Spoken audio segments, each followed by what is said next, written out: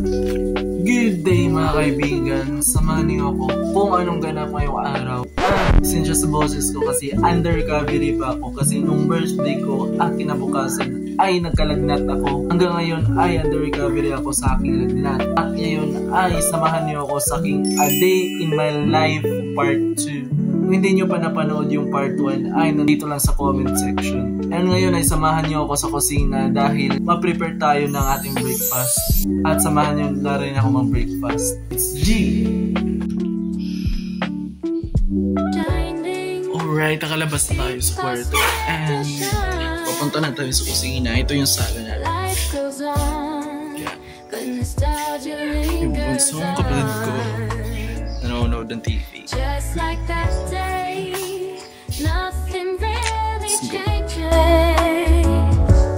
Time's a circle, weaving through life's pages.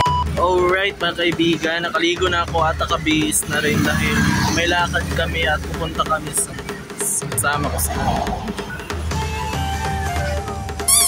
at ngayon nandito na kami sa highway, nag-aantay na masasakyan papunta sa San Francisco. G!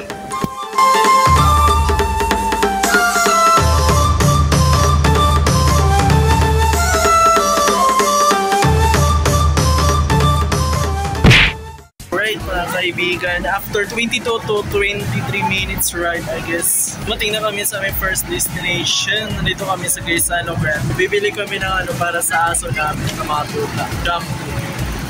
So yung pinambili namin ay yung mga grocery namin na ay essential sa bahay, which is meron mga sabon tsaka palutong bahay na sa ilan yun mga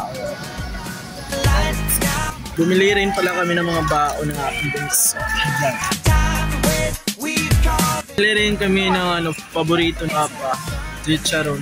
Yan, kada punta namin dito sa San Francisco ay papabili ng chicharon. Where have the times gone, baby, it's all gone. Where are the plans we made for two?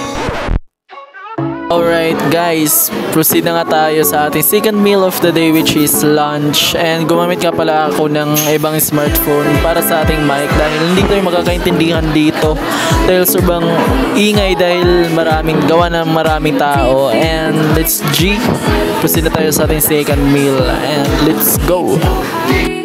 Ayan, sa bakas boy ay dumating na nga yung ating order. Yan, kasama ko nga pala kay Ermat at aking bunso. Ayan, kain na tayo G. Let's go para makauwi na.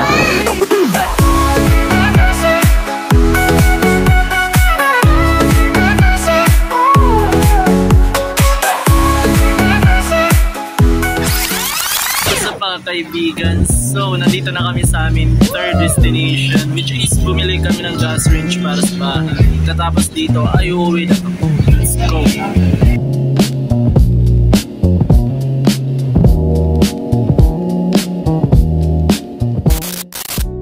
Ito yung gas range at pupunta na kami sa terminal para sasakay na kami pa uwi. Let's go!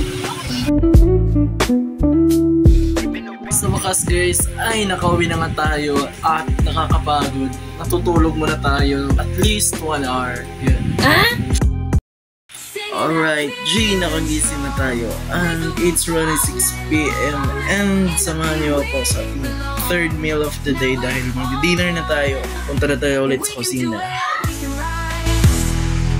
Feel the spark right in our eyes, we can make it through the skies.